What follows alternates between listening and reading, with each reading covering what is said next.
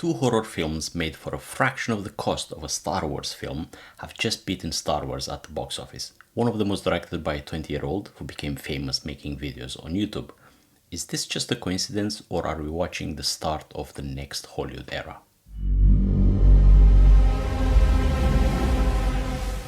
Hey, my name is Alex, and on this channel I talk about films in a more conversational way. Sometimes that means reviewing the latest releases, and sometimes it means looking at the bigger questions shaping the film industry. And today I want to explore whether two horror films, Obsession and Backrooms, might be telling us something important about Hollywood's future.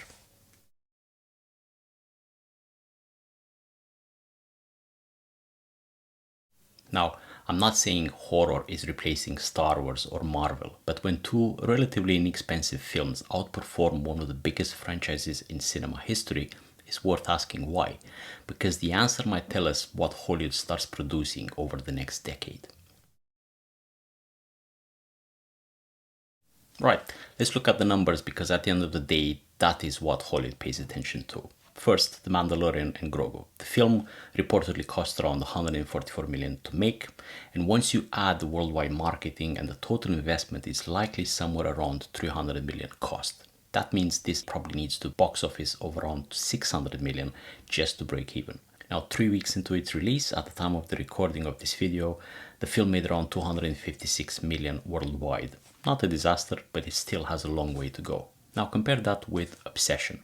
Directed by Cory Barker, the film was made independently on a tiny budget and later acquired by Focus Features. And even if we assume a total investment of around 40 million after the acquisition and the marketing, the film has already made over 170 million worldwide. So making money already. And then there's Backrooms. Directed by 20-year-old YouTube creator Kane Parsons, the film reportedly cost around 20 million to produce. Even after marketing, the total investment is probably close to 25 million compared to 250 million as for The Mandalorian. And just 2 weeks into its release, Backrooms has already made more than 146 million worldwide. So, one Star Wars film and two horror films. One costs roughly 10 times more than the others, yet the cheaper films are delivering far bigger returns, much better return on investment. And that's where this discussion starts to get a bit interesting. Obsession is so far one of my favorite films of the year, and Backrooms isn't far behind.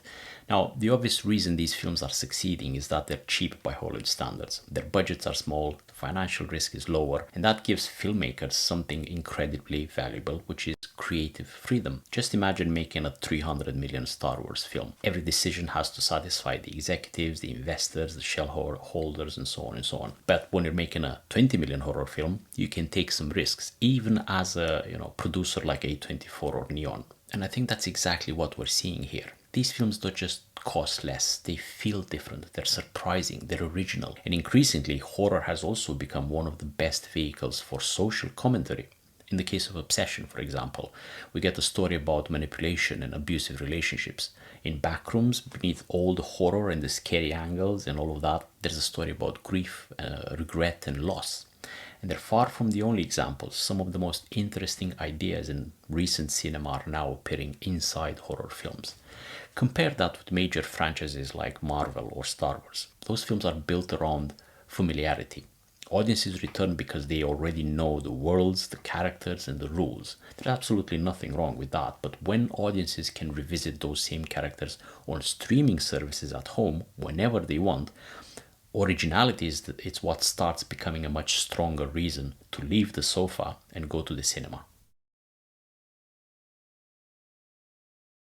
Now let's talk about the person I find most interesting in this entire story, Kane Parsons. He's known online as kanepixels. So Parsons started making videos as a teenager and taught himself filmmaking using tools like Blender and After Effects.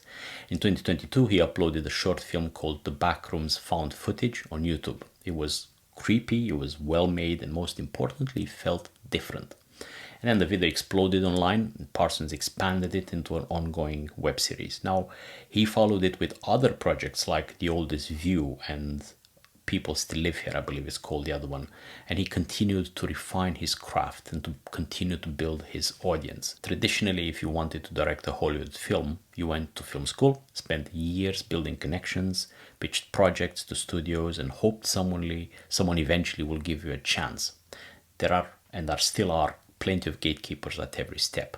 Kane Parsons took a completely different route. He learned the skills online, made the films he wanted to make, built an audience himself, and then Hollywood came to him. It's the complete reverse of the traditional model.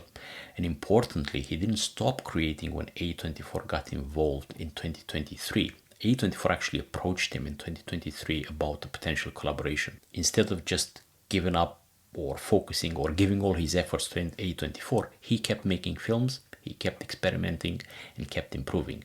So when the opportunity to direct a feature film arrived, he was already prepared for it. And I think that's the part that Hollywood is paying attention to. Because if a 20-year-old YouTube creator can build an audience, develop professional level filmmaking skills, and deliver a box office hit, studios are going to start looking much more closely at where the next generation of filmmakers is coming from. And increasingly, that answer might not be film school. It might actually be YouTube. So where does this leave Hollywood? What does the Kane Parsons effect mean for the films we might be watching over the next decade? Well, I think there's three possible scenarios. The first possibility is that nothing really changes. Studios continue investing in giant franchises, horror remains a profitable niche, and Backrooms ends up being remembered as a rare success story rather than a start of a trend. It's entirely possible Hollywood has a habit of learning the wrong lessons from success. The second possibility is that studios double down on the horror. The economics are certainly there, and they're certainly attractive. Horror films are relatively cheap to make. The risk is lower, and if one of them becomes a breakout hit, it can pay for several other disappointments. Now, in that scenario, we could even see more horror films arriving in cinemas over the next few years as studios try to replicate the success of Obsession and Backrooms. But the third scenario is the one I find the most interesting. Instead of looking for the next film script, studios start looking for the next creator. People who already have audiences, people who have already proven that they can tell stories. YouTubers, animators, independent filmmakers, game developers, creators who have spent years developing their craft in public and building a community around their work. Because from a studio's perspective, that's an attractive proposition. You're not just buying a film script, you're investing in a filmmaker and an audience that already exists around that filmmaker. If that's where Hollywood is heading, then Kane Parsons might not be an exception. He might be one of the first examples of a much bigger trend. I don't think Backrooms or Obsession are the next Marvel, but I do think they are symptoms of something bigger. Audiences aren't rewarding size anymore, they're rewarding originality. And if Hollywood is paying attention, the next generation of directors might not be sitting in film school right now. They might be uploading videos on YouTube. And if that's true, then the future of Hollywood may not be decided in studio boardrooms or film schools, but by the creators who are building audiences one video at a time. But what do you think? Are Obsession and Backrooms the start of something bigger, or are they simply two successful horror films? Let me know in the comments below. Thank you for watching. Don't forget to like and subscribe, and I will see you next time.